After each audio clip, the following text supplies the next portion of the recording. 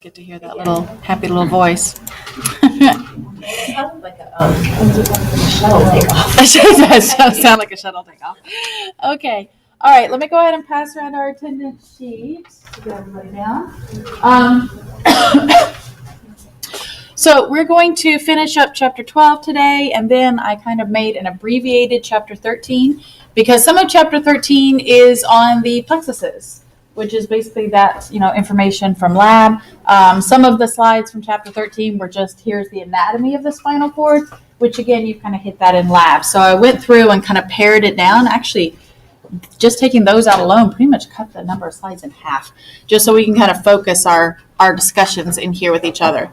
So we're going to finish out chapter 12, kind of looking at how neurons process. So when we talk about like thinking and making decisions, that's actually happening due to cellular activity. So we have to try and get some kind of grasp of how our neurons at the neuron level, how are we able to receive different amounts of information, different types of information, and how is that actually going to affect how the neuron behaves? So what we're talking about there is neural integration. Neural integration is where you are taking in different pieces of information and you're processing it. You're processing it and then you're making the appropriate kind of determined response, okay? That's neural integration. Now, some of that is kind of higher processing, like being consciously aware, but it doesn't all have to be. It's any kind of processing that's happening at the neurons. So what allows this? Chemical synapses. So when we look at the different types of synapses, electrical versus chemical, with electrical synapses, the signal that was passing through the membrane of one cell immediately just goes right through the membrane of the next cell because the two membranes are connected. They're connected by gap junctions. So whatever one cell is doing, the next cell is going to do it. There is no decision there. There is no processing there. Chemical synapses are actually going to allow for some decision making. So we'll kind of see how that is possible today. And then when we look at the number of synapses, when you look at the pyramidal cells of the cortex, the cerebral cortex is gray matter. It's where we've got a lot of processing happening. And notice those cells have about 40,000 contacts with other neurons. So 40,000 potential areas of input or influence. So not all that influence is going to be the same. Some of that influence is going to be encouraging. Some of that influence is going to be discouraging. Okay? So this is where we really get to kind of have decision making and have processing ability. Now the trade-off is with chemical synapses, it is slower compared to electrical, but we have the ability to have differing responses. Okay, so if we go back and kind of think about the excitable or excitatory postsynaptic potentials, inhibitory postsynaptic potentials, right? We go back to this idea of here's our resting membrane potential at -70, right? And then here is -55. So -55 is threshold, right? So if we kind of compare this to you receiving input, let's say that you're trying to decide on something to do, and if you reach 100 people telling you to do it, you're going to do it, right? So you're polling 200 folks, which seems ridiculous, but a lot of people do that on Facebook. Right? So let's say that you're polling 200 folks, and if at least 100 tell you to do it, that's pushed you, right, to that kind of threshold. So we have some neurotransmitters that are going to be excitatory, meaning that they're moving us closer to that threshold. That's our excitatory postsynaptic potential, right, which is depolarizing. And so examples are neurotransmitters like glutamate, aspartate. They're going to be excitable, or they're going to cause, they're going to cause excitable postsynaptic potentials. Those are neurotransmitters that when they are received by that postsynaptic cell, this is going to be what they cause. Then we've got some neurotransmitters that are inhibitory. So they are going to cause inhibitory postsynaptic potentials. right, which is hyperpolarizing. So an example is glycine. In fact, we are going to kind of go back to glycine. We've already introduced it before when we were talking about muscle and spastic paralysis, but we're going to see it again today. And it's inhibitory. It's actually going to inhibit unwanted muscle movements, skeletal muscle movements. So it's going to actually move those cells or those particular target cells further away from threshold, so they're less likely to fire. So it could be different neurotransmitters, different types of input, or it could be the exact same neurotransmitter, but it has a different influence on different cells. So acetylcholine is a good example. Acetylcholine, we've already seen that it excites skeletal muscle, right? That was our kind of example before when we combined 11 and 12 together. But acetylcholine, the same molecule, if it is received by cardiac muscle, it inhibits cardiac muscle. So you can have different neurotransmitters having different effects, or even the same neurotransmitter is going to have a different effect depending on who receives it. And that's got to do with the type of receptor and then the mechanism that's triggered, right? That's going to cause that different response. So we have these different pieces of influence, right? Information coming in. One neuron can receive input from thousands of other neurons. Some of that input is going to be excitatory. Some of that input is going to be inhibitory. So what the neuron is going to experience, what's going to happen is something called summation. And this is when you add up everything. You add up all those postsynaptic potentials. Okay, so when we're talking about those postsynaptic potentials, this is an actual measurable value. This is a measurable current. So we can see the changes in that current. If you have so many excitable and so many inhibitory changes to that current, you're going to see the final outcome. Maybe after all that input, the final postsynaptic potential is negative 60. After all that input, is that cell going to fire? Yes. If it reaches negative 60? Yes. No, it has to reach negative 55, right? Yeah, so that's the summation, right? You take all those changes. It's almost like, a checking account. It's like you see all those withdrawals and deposits. You see all those ups and downs, and you see what the final outcome is at the end, okay? You look at that net effect on the cell. So this is actually going to happen in the trigger zone, which is that very first part of the axon of the neuron. Now, there's a couple of different types of summation, temporal versus spatial. Temporal is always referring to time. So let's imagine that, if we keep kind of using us as examples, let's imagine that you've got several people, maybe several family members, several people in your sphere that could influence your behavior, but you've got one person that in the span of a very short amount of time keeps telling you to do something. It's like, have you done it? You need to do this. When have you done it? When are you going to do it? Text me when you've done it, right? They keep telling you to do that. That input, they have a lot of input in a short amount of time. That's temporal summation. It's when a single synapse is going to keep firing. And it's going to fire so quickly that it's going to push that cell closer and closer until it pushes the cell to threshold. Basically, the resting membrane potential can never be reestablished because you keep getting that input over and over again. Now, spatial summation, this is where you are receiving input from a variety of sources. There's the spatial aspect.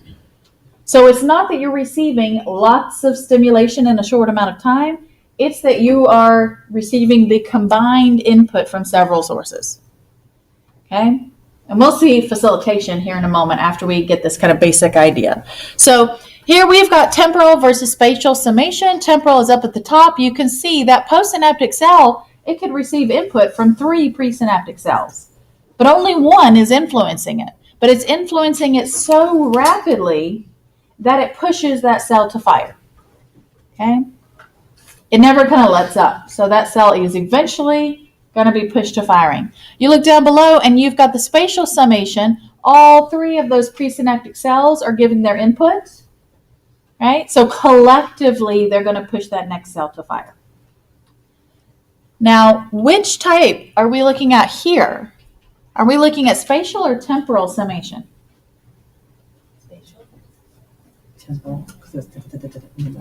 Yeah, so what we're doing is we're looking down the place with the arrows, right?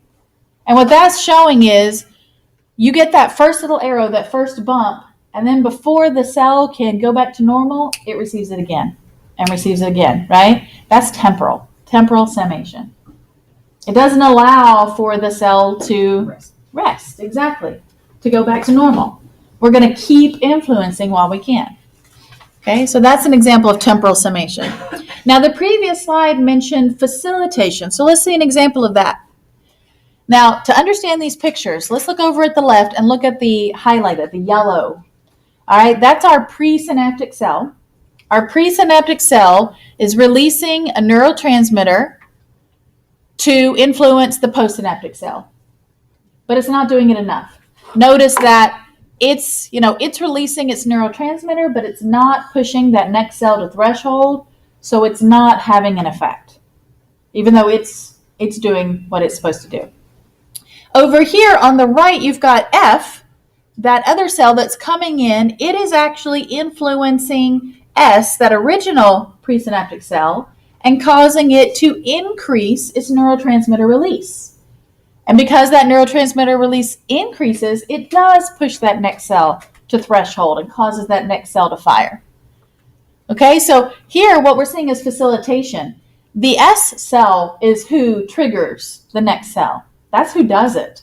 But we've got this cell kind of coming in that's assisting. It's facilitating, right? It's enhancing the effect. Yeah. So F is presynaptic or postsynaptic? F, well, see, that's an interesting question. If we're looking at just this one synapse between S and R, you see that F isn't really in that synapse, but it's coming and facilitating the action of S. So it's even got its own little synapse with S right there. Yeah. So this starts to show even how much more complicated it can be, because you can have facilitation in some of these roles. Not only that, but you can have somebody come in and inhibit another cell. So on this slide, we can see that S is stimulating the next cell, right? S is our original presynaptic cell. But then we've got our cell on the right, we've got that inhibitory neuron coming over and stopping it, inhibiting S from stimulating the next cell.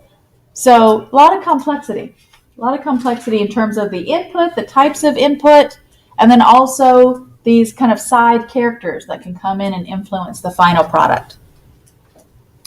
All right, so let's see some examples of issues with the nervous system, issues with how neurons are working, etc. So first of all, here's where we're bringing back glycine.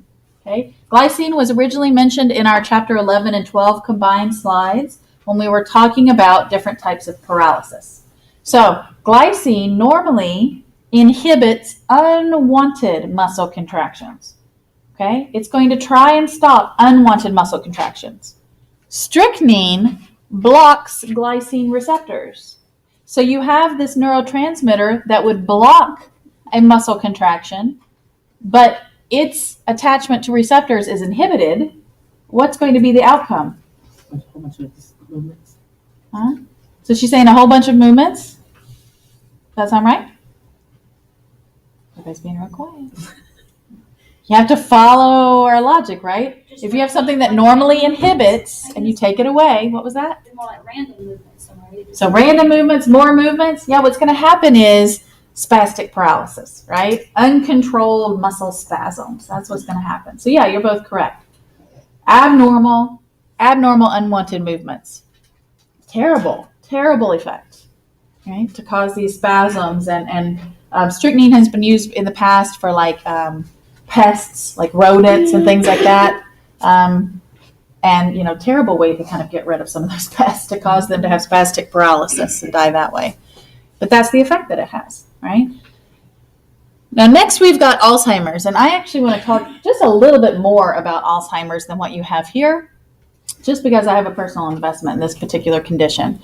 Now, when we talk about Alzheimer's disease, a lot of people don't know a whole lot about it, including you don't know a whole lot about your risks. How many people in here are concerned about getting Alzheimer's disease? Okay, 3 people.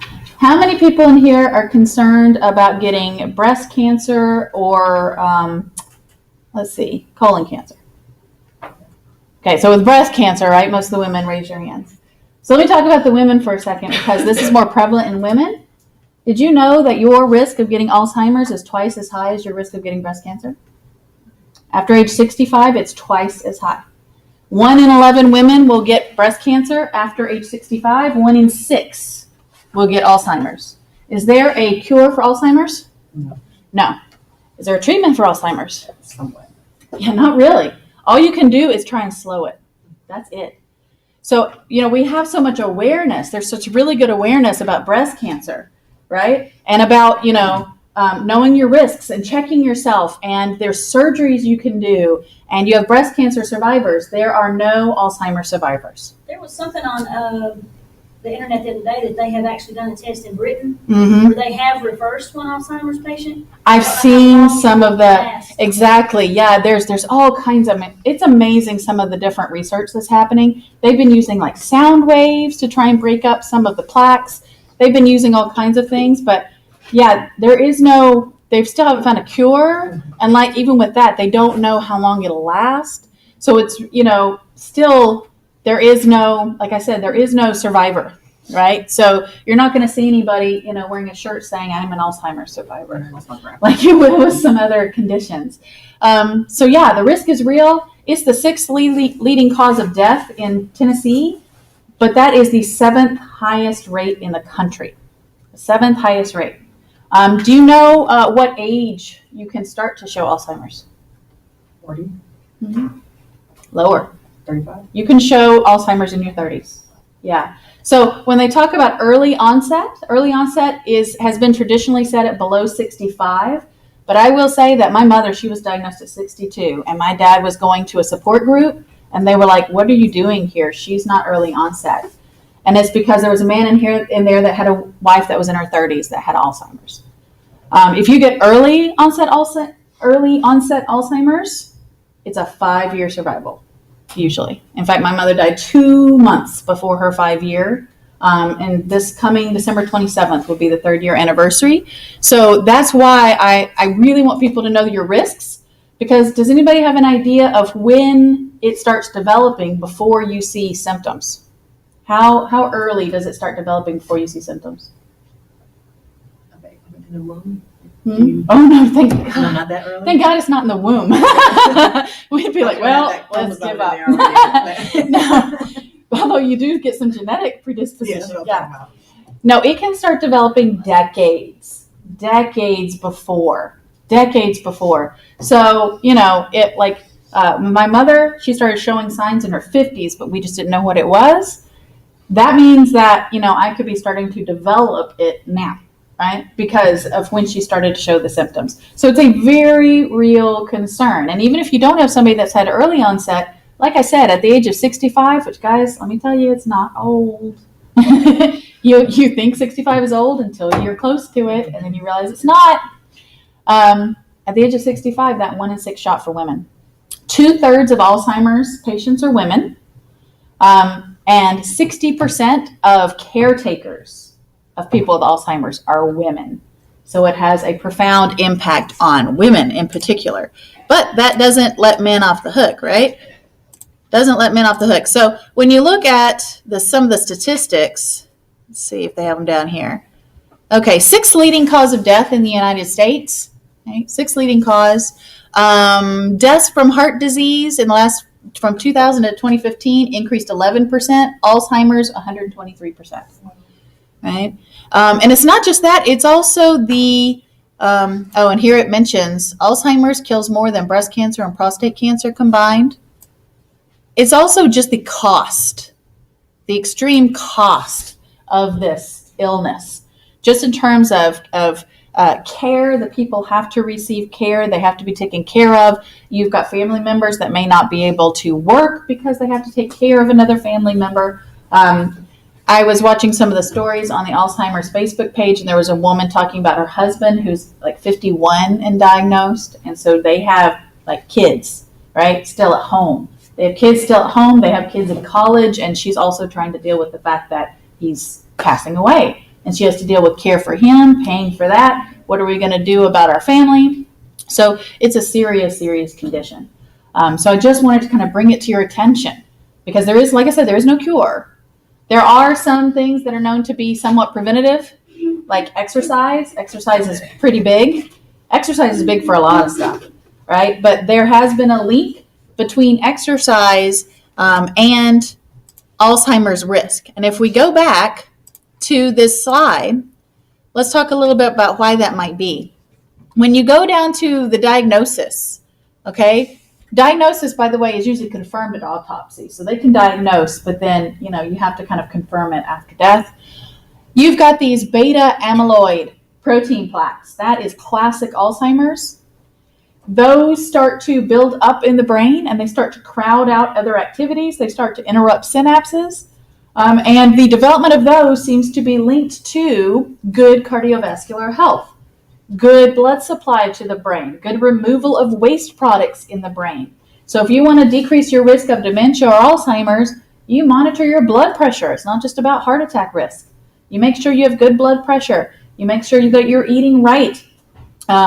They have a new potential way to detect an early detection for Alzheimer's, which is just checking the pulse in the neck because of that link between the cardiovascular system and this.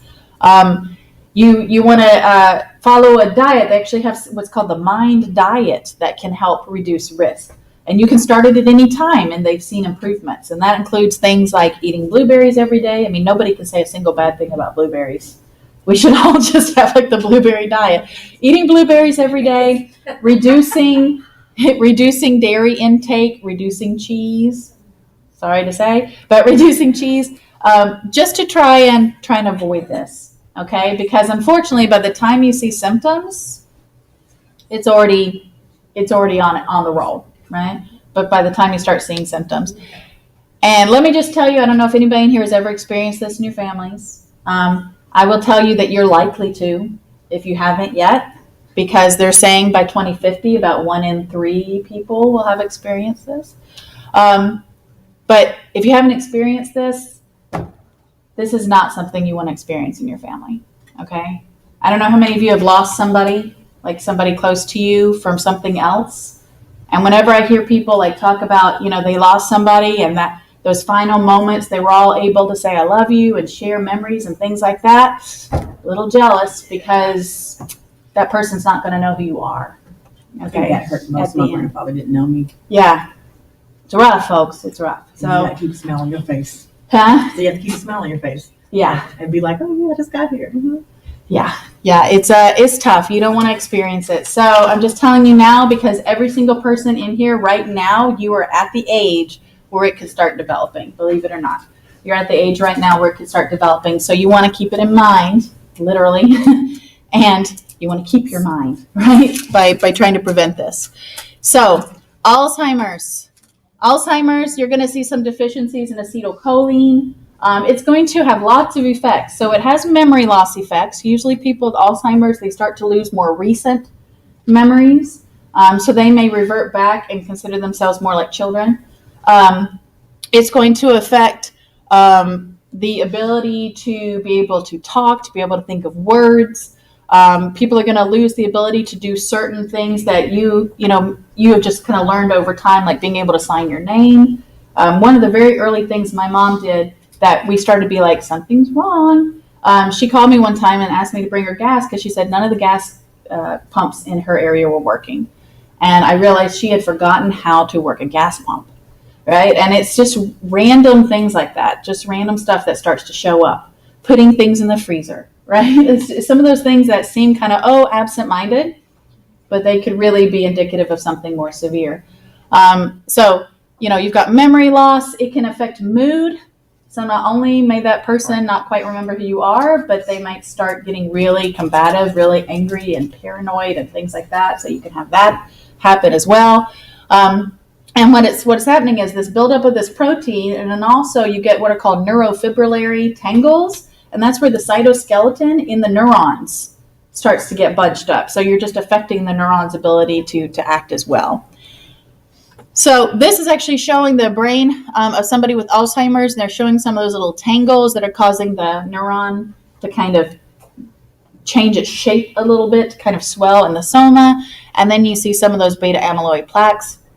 And again, they have all different kinds of treatments that they're trying to do right now, because this is like such a health crisis in our country. Just in terms of either you're going to have it, you're going to have somebody very close to you that has it, you might be taking care of somebody that has it. It has a huge impact on our country. I mean, 1 in 6 that's astounding. That's an astounding. Yeah. That's an astounding Yeah. statistic. So yeah, it's important to know your risk. They do have genetic testing for this, but with some of these conditions, if you are considering the genetic testing, you got to be really careful, because that can influence future health insurance, life insurance. Yeah, so it can, particularly for very young people that haven't been able to build any of that up, huh? Get covered before you do that. Yeah, right? Yeah. Part of the reason why, hey, pre-existing stuff, pre-existing conditions are important. Anyway, so yeah, I encourage you to kind of look more into it, because it's not an old person's disease. Not anymore. Not by a long shot. All right, finishing up with some information on Parkinson's disease. So with Parkinson's disease, what we've got is degeneration of dopamine-releasing neurons. And dopamine, once again, normally prevents unwanted movements. This is where it's actually being prevented in an area of the brain rather than in the spinal cord. But the same idea. We're trying to keep control over muscle movements and trying to prevent muscle movements we don't want to have happen. So people that have Parkinson's disease, they're going to have difficulty with speech, they're going to have difficulty with walking, they're going to have difficulty with facial expressions, right? And so it can really influence quality of life, their ability to communicate, do their job. Shaking. Yeah. So they can have tremors and lots of kind of physical effects from it. A lot of times they'll be good at one thing. Like I know people who can play the piano with Parkinson's, and we had a guy in our church that could paint as well as Thomas Kincaid. He couldn't even eat, but he could paint. Isn't that amazing? Like the concentration. Yeah. So is it a part of the brain that actually still kind of works well? Is that? They probably can go and kind of trace specifically what's going on with some of these, but then also there's just that little bit of wonder about how the body manages. I'm going to talk to you also when we kind of switch over to chapter 13 and we talk about the spinal cord, kind of an example related to that. Somebody with MS that's able to do something you wouldn't expect. But yeah, it's just amazing how sometimes you can overcome. Similarly, even with, things like Alzheimer's, I've seen people with Alzheimer's that were like non-communicative, had kind of withdrawn into their shells, and you put on some headphones of music they listened to as a kid, and all of a sudden, it just brings them out and they start talking and sharing, and it's just extraordinary. Extraordinary what we can do sometimes. All right. So let's then move into our chapter 13. Okay. So for just like basic factual recall questions, know the anatomy of the spinal cord, right? The gray matter and the white matter. Know the plexuses, know those nerves, just the nerves from the lab, but know those nerves. So whatever you're studying for your lab test, you're going to be studying that for your lecture test as well. Now, when we look at the spinal cord is kind of the original information superhighway of the body. It's where we're rapidly sending information up and down, but that's not the only functions of the spinal cord. It's not this kind of unthinking just highway, okay? We're actually going to see that it has processing ability, and that's because it has different types of matter, different types of neurons within it. So let's kind of look at our understanding, check our understanding of some of the terms from lab. First of all, when we look at functions of the spinal cord, we do have that quick up and down signaling of the spinal cord. Now, is that going to involve the gray matter or the white matter of the spinal cord? Which one's fast? Gray. Gray? And I heard white. Is the white myelinated? The white is myelinated, right? Yes, so white is fast. So the white is where we have myelinated axons. Now, on the spinal cord, which part of the spinal cord is the white matter? Is it the inside or outside? It's the outside. The outside. The inside, that gray matter, is the butterfly shape. inside of the spinal cord, right? So the white, the more exterior part of the spinal cord, that's the quick signaling up and down. Now, when we're talking about that up and down signaling, we've got ascending tracts that are carrying information up the spinal cord. Is that going to be sensory information or motor commands? Sensory. Sensory, good. Yeah, sensory headed up to the brain, right? Descending is going to be carrying what? Motor commands. So we've got that quick highway. Then we've got neural integration. This is where we have processing ability. We're taking in information and making appropriate responses. Is that white or gray matter? Take it again. Yeah. At the spinal cord, right? At the spinal cord, is that white or gray? Gray, yeah. Gray matter is where you've got that neural integration, that processing. It's a bit slower, but that's where you've got your interneurons of the central nervous system, right? Where you're connecting dots and making decisions. So the spinal cord is also involved in locomotion. The spinal cord can house these repetitive patterns for signaling muscles, okay? These kind of repetitive motor patterns. So for example, with walking, when you first started to learn to walk, it was not a pretty sight. It was very jerky and you fell and you were trying to figure out the pattern, right? It's like, I remember seeing my kid, he'd put a foot forward, he'd be all excited, and he was like, now what? I don't know what to do next. And then you figure it out. Now, once you figure it out, that's a pattern, right? A pattern of, let's contract the hip flexors, contract the quadriceps, dorsiflexors, and then reverse it on each foot. It's a pattern, and you smooth it out. So you get this repetitive pattern that can actually be housed or is housed in the spinal cord. Now, when you look at the brain, you have the ability to initiate walking, to speed it up, to slow it down, to stop it, right? So you've got other ways to control it. But just the pattern itself, it's just stored right here. Now, this is where I wanted to bring up, because we're talking about some of those abilities, right? I was just reminded, it came back in the news, about this young girl who's actually on a track team, and she has MS. Did anybody see that article recently? Well, when she was diagnosed with MS in her teens, she went to her track club coach, or the track club coach, and she said, I want to join the track team, and I want you to make me fast, because I want to use my legs while I still can. And he was like, all right, let's do it. And she did become fast. She does like a 17-minute 5K, which is pretty darn good. But here's the thing. She runs, and then as the moment she crosses the finish line, her coach is there to catch her because she collapses. And so they talk about that and about the fact that as she runs, she actually loses feeling in her legs. Loses feeling, because as her body heats up, it affects that MS. And so she loses feeling, and yet the pattern, right? The pattern is there. But the moment she crosses that finish line and tries to slow down, everything kind of falls apart. And so she literally collapses into her coach's arms after every race, right? So it just shows this example of how you kind of got these differing means of controlling different actions in the body. And so when I read that, I keep looking at those articles like, is somebody going to go through and further explain, the difference, like what's going on there? And unfortunately, nobody does. But for me personally, I believe that it has something to do with where the repetitive patterns are, right, versus where some of her injury is, and maybe that kind of explains how she's able to do that, possibly. They also immediately start cooling her down so that she can regain feeling, too, in her legs. It's fascinating. Also in the spinal cord, we've got reflexes. Reflexes are involuntary responses to stimuli. So one reflex we're going to talk about at the end of these notes is just the knee tap, the patellar reflex, right? You tap somebody's front of their knee, and they kick out, right? And the reason why that's happening is because when you tap, you're actually stretching the tendon. And if you stretch a tendon, that could actually pull on the muscle, and you could actually hurt the muscle. So when that tendon stretch is felt, that sensory information goes into the spinal cord, and there's an immediate signal for that muscle to protect itself by contracting. Really quick. It's a reflex arc. It doesn't have to go to the brain at all. Likewise, if you step on something like a Lego in a dark room, right? You step on something sharp, you're going to have that, immediate response if you got that feeling in your foot. Okay, so we've got these reflex arcs, which are just involuntary, and some of these reflexes are purely spinal reflexes. They don't involve processing by the brain. Okay, so when we look at spinal cord anatomy, The spinal cord is going to go from the brain stem, from the foramen magnum, down to where?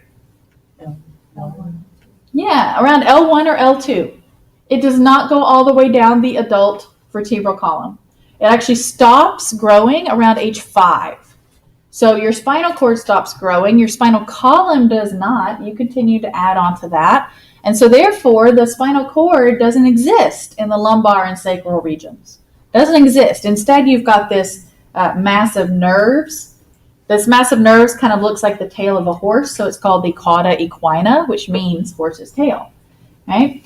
Now, when we look at the spinal cord, as we go down, we've got these 31 pairs of spinal nerves. When they're first coming out, they're just numbered, right? They're just numbered. And then if they go through a plexus or if they travel further out, they're going to get a more specific name.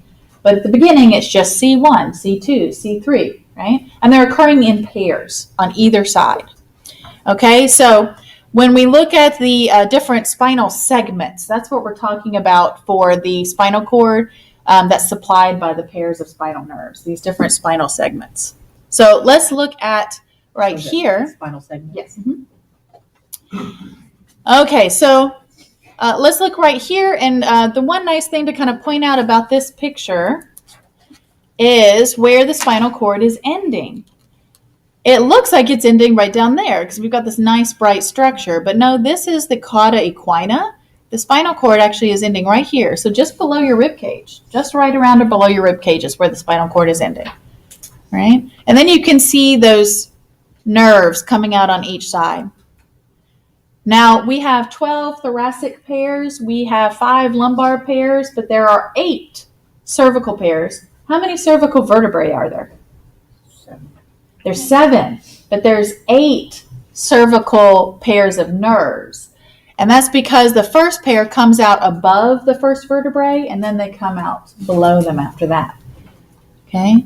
Now, I don't have it on this image. I think I accidentally took out this slide, but let me just talk about where the spinal cord is. So if we're thinking about the vertebrae, I'll draw a little vertebra over here. Whoa, I don't need to draw over to the side. Let's try that again. Whenever I draw and I'm kind of leaning to the side, bad things happen. Okay. Kind of like this. Okay, so this is actually going to be a cervical vertebra. How can you tell it's a cervical vertebra? It's 2 holes. Yeah, the 3 holes, right? We've got these 2 transverse foramina and then this vertebral foramina. So the spinal cord is going to sit right in here. So here's our little butterfly. Like so. Okay, there's our spinal cord sitting in there. So you can see that we have this kind of arch over the top of the spinal cord that's going to help provide some protection. Now that arch sometimes does not fully form. And when it does not fully form, that's when we have spina bifida. So spina bifida is where the vertebrae are going to fail to completely enclose the spinal cord. That vertebral arch is not going to completely form. And there's various degrees of severity here. This one is a very severe case where you've got this cyst that's kind of pushing out. Sometimes people have very mild spina bifida and there's no external real cue that something's going on. In this case, because of that severity of it, it's very likely this child will be paralyzed from the waist down. Now, this is a congenital defect, meaning that it is present at birth. This can potentially be prevented through diet. What are you told to take in order to prevent spina bifida? Folic acid. And when are you told to take it? Right after you find out you're pregnant. Huh? She says right after you find out you're pregnant. Before you get pregnant. That's when you should take it. So here's the thing. How do you know? Sometimes it just happens. Well, but no, that's why you should keep taking it. Yeah, no, exactly. Because here's the thing. Pregnancy, sometimes it just happens, right? So anybody who is sexually active and of reproductively viable age, should be taking folic acid, making sure you're getting it in your diet, making sure you're taking a supplement because of the risk of this. This starts developing at week 4. Usually at week 4, women who weren't planning to get pregnant don't even know they're pregnant yet. They may just be starting to like miss a period and thinking, oh, I wonder, but I'm going to give it 2 more weeks just to see if something's going on, right? So by the time they might find out, it's already too late. This is already developing. And even if you do, like you say, I'm going to start trying and I'm going to start taking it now, if you get pregnant immediately, you actually have to have been taking this for a while to have sufficient amounts in your body. So that's why, it's not a bad idea to go ahead and just be like taking a prenatal vitamin. They're good for you anyway. But, just be prepared to explain the science if somebody comes along and is like, why are you taking a prenatal vitamin? Right? But it's a good idea because, like I said, sometimes pregnancies can be unexpected and you don't want to run the risk of a very severe congenital defect, right? Which could have potentially been prevented. Okay.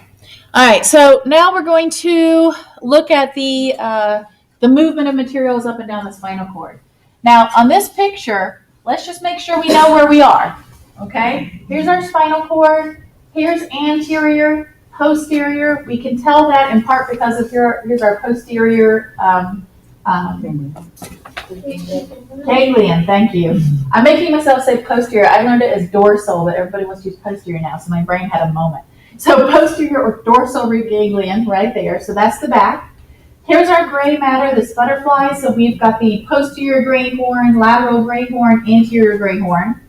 Sensory information is coming in the back, posterior, right? And then motor is coming out from the anterior and lateral, motor signals. Then we've got the white on the outside. So we've got the posterior white column or funiculus, lateral white column or funiculus, and then anterior white column or funiculus. And that's signaling up and down. So we've got the ascending tracts, which are carrying sensory information, yeah? And descending are carrying the motor signals. Ascending sensory, descending motor. Now, these tracts are named. We do not want you to know the names. If you've been reading your textbook, yeah, they like to give you a lot of that detail. We're choosing not to. When you look at some of the names, you can kind of tell some things about it, like the, let's see, the spinocerebral tract. Right? Kind of makes sense. Going up the spine, or going, in that case, down the spine from from an area of the cerebrum, right?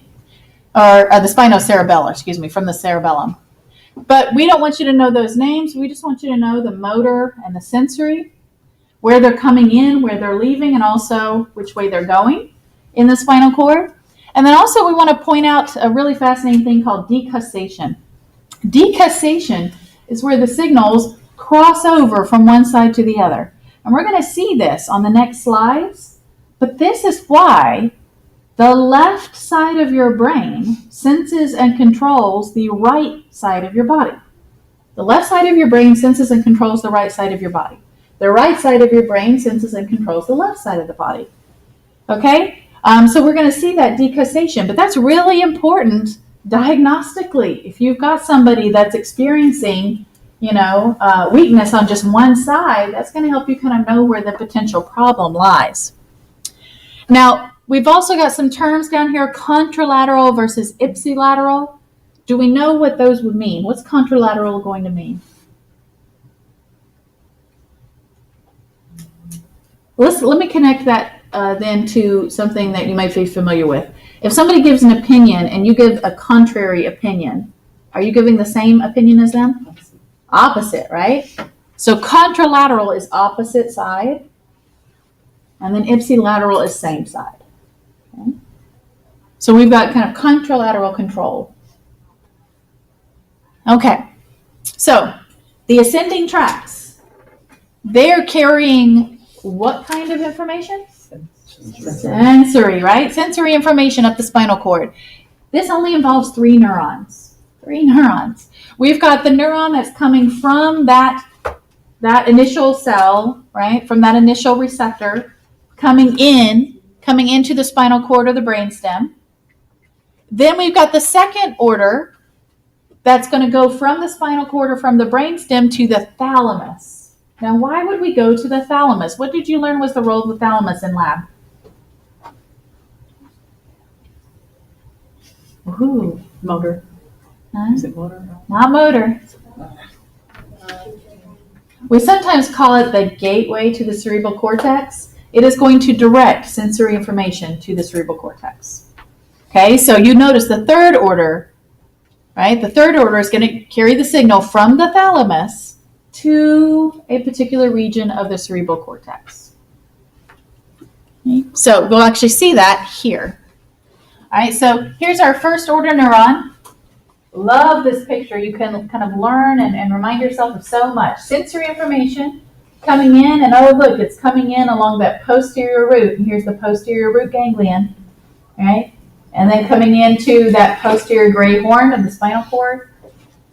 Then we're traveling up. Here's our first order neuron traveling up the spinal cord. Now we're at the area of the medulla, so we're at the brainstem. So it is going to pass off to the next cell. Here's our second order, and look what happens. It's going to experience decussation. It's going to go to the opposite side.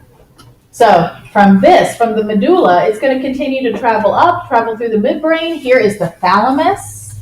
Right here, here's the lateral ventricles. Here's the thalamus, the two sides of it. We're at the thalamus, and here's our third neuron that's going to pick it up and send it up, in this case, to the postcentral gyrus.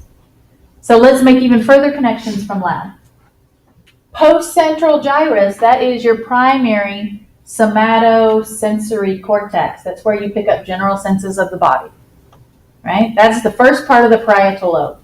When we go down all the way here, it's saying receptors for body movement, for touch, for pressure, general body sensations are going to be sent to that area of the brain, right? So there's actually a lot that we can tie in just with that one picture. Tie in areas of the brain. Everybody's like, oh my goodness. But hopefully we start to see how everything connects. Now for descending, we're carrying what? Motor. Just 2 neurons. Just 2. So notice where it's starting, the motor cortex.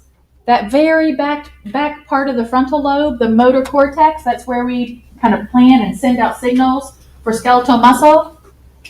So let's follow, who do we want to follow? Let's follow this dark green over here. So over here we're on the left side of the brain. We're going to travel down. We still have the same neuron, traveling down the midbrain, traveling down the medulla, and now this is motor, so we're traveling down the front of the spinal cord, because front is motor. So we're going to travel down the front of the medulla, and now look, we're going to decussate, right, over to the other side. We follow the light green. The light green in this, no, let's follow the light green over here. That might be easier to see. So the light green over on the right side of the brain, we're going to follow it down, follow it down, follow it down. It's in the spinal cord, and then right before it meets the second nerve or second neuron, it's going to decussate over to the left side. Okay, so you can see the crossing over that happens. There is one more thing from that video I showed you of the gentleman that was paralyzed, that they had implanted a chip in his brain, right? He was moving this hand. If you remember anything from that, they were showing him moving this hand, and the chip was over here. Yeah, it was on the left side so that he could control his right hand, because that's where he was thinking about his right hand, was over on the left side of the brain. All right, so some conditions. Polio. It's kind of nerve-wracking to look at the news these days, because have you guys been seeing the polio-like virus that's affecting kids? Like in New Jersey, they've got 3 cases in Alabama recently. And it's polio-like because it can cause flaccid paralysis. So when we look at the polio virus, what we're seeing is destruction of motor neurons. It actually destroys motor neurons in the brainstem and in the anterior horn of the spinal cord. Anterior is motor, right? Posterior is sensory, anterior is motor. So this is going to cause weakness, loss of reflexes, paralysis, It can cause respiratory arrest because we're destroying, right, some motor neurons that could be influencing like the movement of the diaphragm and things like that. Terrible, terrible, terrible condition. Actually, I took out some images related to polio. I'll try and post those for you. But with the polio virus, notice that it was spread by fecal contamination of water. So it was a very serious issue, particularly in places where you have very hot summers and where kids like to go swimming together. And so like public swimming pools were being closed out of fear of the polio virus at the beginning part of the last century, beginning to middle part of the last century. I mean, you had kids that were becoming paralyzed, right? Becoming paralyzed from this condition. And it was a huge health scare. Everybody was really concerned about it. Jonas Salk was the individual that came up with a vaccine for it and basically gave it to society. Did not look to earn money from it. He said this belongs to society. So they started doing massive polio vaccinations. And then there have been problems. There were problems with the vaccination after that because there were different types of vaccinations. There was one, I think this is mentioned in your book, there was one lab that was not completely following Salk's method for producing the vaccine. So there were a series of kids that became paralyzed after receiving the vaccine because they received a strain of the virus that was not completely dead. So there's been issues with it, but still it's pretty much been eradicated from the U.S. because of the vaccination protocols. So it became no longer this, national health crisis. One of our presidents, right, FDR, he was actually paralyzed from contracting polio. So that's an example of where it destroys the motor neurons. And then we've got ALS, amyotrophic lateral sclerosis. So with this, we're getting destruction of motor neurons. And then, we know that skeletal muscle requires nerve stimulation. So we have muscle atrophy after that. And it also causes scarring of the spinal cord, which is the sclerosis part, right? So in this example, what happens is you've got these astrocytes. Astrocytes normally have several different roles. These are our glial cells that can help produce the blood-brain barrier.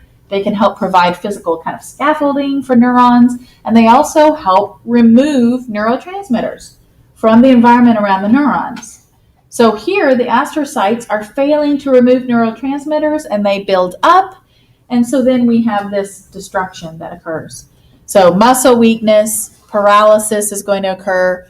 Unfortunately, with ALS, it's not going to affect cognitive abilities at all. So you have individuals that still have, amazing cognitive abilities, ability to understand and to be able to speak to people, and yet they lose the ability to actually communicate, right? So they may use machinery to be able to kind of speak for them. Okay. All right. Yeah. Do we have a question? Mm-hmm. I don't quite know how the technology works. Yeah. How would they, per se, have a machine that speaks for them, making quite unique words? Like, how does that There's work? so many different ways. So in the case of, I've never really looked at how Hawking did it. There's some technology where people can actually use their eyes and they look at things and actually are able to speak by just looking at particular things, which the amount of control that would take is amazing to me. But I've seen like some little like kind of pads where they'll touch with their fingers or, use their eyes. And I didn't really look to see exactly what kind of technology that he used to be able to speak the way that he could. But they've got, depending on people's abilities, they've got some different ways to do it. It's really cool. That football player, Steve Gleason, you can look him up. He uses his eyes. Use his eyes. That's amazing. Yeah. So he goes and like looks at the different, yeah. It's pretty cool. It's really, yeah, it's amazing. And again, like just the amount of concentration that it would take to be able to do that is extraordinary. All right, so now we're looking at the anatomy of nerves, okay? So this is a nerve. A nerve is an organ. Organs are made up of different types of tissues, right? So this is kind of, again, expanding our idea of what an organ is. We learned that an individual bone is an organ, an individual muscle is an organ. A nerve is an organ. And this should look somewhat familiar. It looks kind of like the pictures we saw of muscle, where you've got the individual little muscle cells being pulled out, the individual little myofibrils being pulled out. So we're going to see that the nerves are organized along the same lines as the muscle, right? So when we look at the nerves, okay, nerves are going to have axons bound together by connective tissue. Just like in the muscle, we saw the muscle cells, the muscle fibers bound together by connective tissue. Now, which nerves, cranial or spinal, are always going to be both sensory and motor? Spinal. Yeah, spinal. With cranial, you've got primarily sensory, like the optic nerve or the olfactory nerve. Or you've got some that are primarily motor, right? Like the oculomotor. With spinal nerves, every single one is going to carry both. Every single one. Okay, so let's talk about the wrapping. Now this slide is where you can put in these names, okay? But I'm going to go back to that previous picture to kind of point them out. Okay, so here we've got our individual neuron. It's showing the myelin on the neuron. And then the wrapping around that individual fiber, that's the endoneurium. Endoneurium. Just like before we learned endomysium, right, for the muscle. Where's my, there it is. Okay, so innermost is endoneurium. Then we are going to take several of these fibers and we're going to wrap them in a bundle. Those bundles are called fascicles, just like we saw with muscle. And the fascicles are going to be wrapped in perineurium. Okay, just like before. And then we're going to wrap the whole organ, the entire nerve, in, what do you think? Yes, epineurium. Okay. So I think I said before when we were first learning that, if you can get this down, right, you're going to like this part for the nerves. Same idea. Same idea. So here we've got endoneurium inside and around each of these axons. Notice we've got some myelinated and some unmyelinated. They don't all have to have myelin. Then this is an entire fascicle. So we've wrapped this entire fascicle in perineurium. So we've got 1, 2, 3, 4, 5, 6, 7, 8 fascicles shown. And then we wrap the entire thing in the epineurium. Okay, wrapping upon wrapping upon wrapping. All right. Go back here. Okay, so again, kind of clarifying some of our terminology. Sensory, we always want to know which way sensory is going. Sensory information is always going to go toward the central nervous system, toward the brain or toward the spinal cord. From sensory receptors, right? Like the photoreceptors of the eye, which you're learning about this week. The motor are always going to travel from the central nervous system, from the brain and spinal cord, out.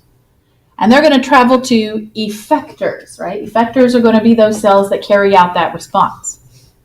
Mixed nerves carry both. So when I was explaining to my lab about the cranial nerves, we kind of said which ones are primarily sensory, which ones are primarily motor, and which ones are both. They carry sensory and motor. They're mixed. Then when we look at sensory and motor, we can describe it as somatic or visceral. So somatic motor is talking about signals to who? Somatic motor. That area of the brain. Mm-hmm. It's going to whatever digit it's sending it out to, right? Yeah, it's going out because it's motor, but what does somatic mean? Where's it headed?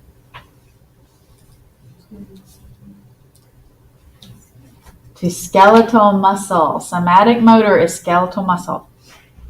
Skeletal muscle. Visceral motor is smooth muscle, cardiac muscle, glands, right? What you're not consciously aware of.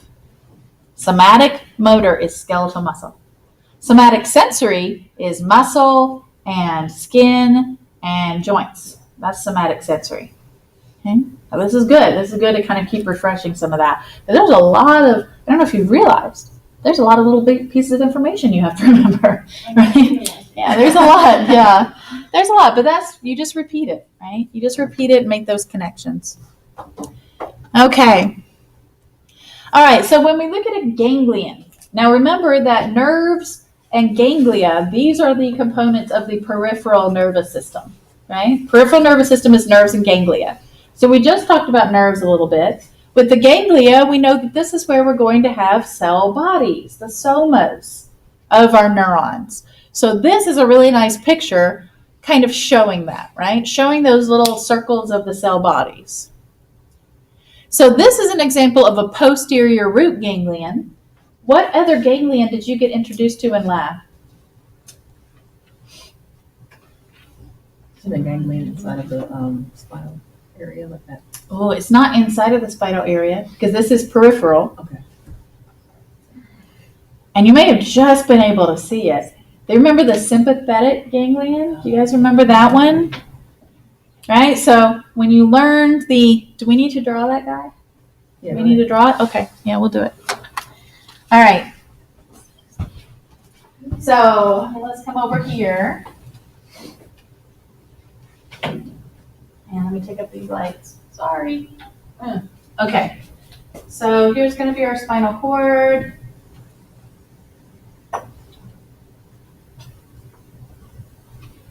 Like so. Okay. Here is our gray matter, our butterfly. Okay. Then we have the posterior root and posterior root ganglion, like so. We have the ventral root, like so. Then this represented our spinal nerve, right? Where these two are kind of coming together. There's our spinal nerve. And then the spinal nerve branched. So we had one branch that immediately kind of goes back. Okay, so this was the posterior ramus. And what this is doing is it's going to all the structures behind the spinal cord. So what is it going to? What's behind the spinal cord? Organs. So it's basically going to the skin and the muscles of the back, right? That's really the only thing that's there. So this is very short, very, very short. Then we've got a little branch, the meningeal ramus or meningeal branch that's going right back into the spinal column. So we don't really spend a whole lot of time on it. Then we've got this huge branch that's coming out. This is the ventral ramus or anterior ramus, and this is going to be the one that actually goes into plexuses. Okay, so really when we are talking about spinal nerves, most of the time we're talking about the ventral ramus of the spinal nerve. It's the one that's going to come around from the spinal column to everything in the front. Okay? And then we got this little guy. So here is our sympathetic ganglion.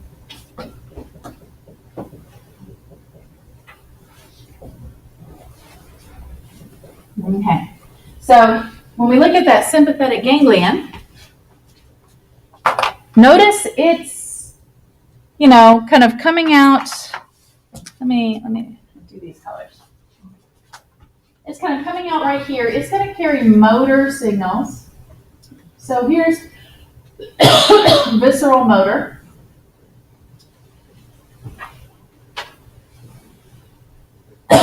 So here's my cell body of the visceral motor. It's coming out here, then it's going to travel in here and end. And then we're going to be picked up by the next cell. That's why we have a ganglion, because here is the cell body of the next cell. It's going to pick up that signal and travel out. Okay. So anytime you have a ganglion, it's because you have to have space for cell bodies. So that's why we've got these two cells that are synapsing. Synapsing right there. Markers went everywhere. Now one more thing I'll point out. Go back and look at these, look at this information in your lab before next week, before your lab exam. But this first neuron is myelinated. So this guy, which is carrying the myelinated This was identified in lab as the white communicating ramus. I'm running out of room. You can go back and look. This one was the gray. Okay? And it was because the neurons coming in, that first one right here, they are myelinated. The ones leaving are unmyelinated. They're going up to the viscera, so that doesn't have to be as fast. Right? It doesn't have to be as fast, so they can be unmyelinated. Just gonna drop them all. Okay. So yeah, that was in a neuro or nervous system 1, lab nervous system 1. Go back and take another look at that. And they're actually referred to as sympathetic chain ganglia because they're connected. They're connected, so material can or information can travel up and down along that chain to different destinations. Okay, how are we doing on time? We've got about 5 minutes left. So let's kind of stay here. All right, so next we've got chickenpox. Take the light stuff down. Okay. I'll leave that up in case you want to see it later. Okay, so next we've got chickenpox. So chickenpox is going to be caused by a virus, and typically you have it when you're younger. Okay, you have it when you're younger, but this virus is actually going to remain. It's going to linger in the body, and it's actually going to linger in that posterior root ganglion. So it's going to stick around. Okay, it's going to stick around. Now, normally, you kind of keep this in check. Your immune system is kind of tamping things down so that they don't keep kind of coming out and kind of erupting in an infection. Herpes virus is another example of this, where herpes virus stays. It can stay in cells, but your immune system can kind of keep it in check, unless your immune system gets weakened, right? So maybe but from stress or from illness or from age. So people that had chickenpox as younger children, they've got the chickenpox virus. Have you seen those commercials where they're like, the chickenpox virus is inside of you? That's what we're talking about. It lingers, it stays. And then, often after age 50, but we're seeing younger and younger people have this, when their immune system is depressed, that virus is going to be opportunistic. It's going to have the ability to kind of travel back out. So notice it's sticking around in that posterior root ganglion, so it can travel back down sensory nerves. And then you're going to have these rashes that form. And often they're going to form along the torso. They can form along the face. Really painful rashes from these eruptions. So that's what we're talking about with shingles.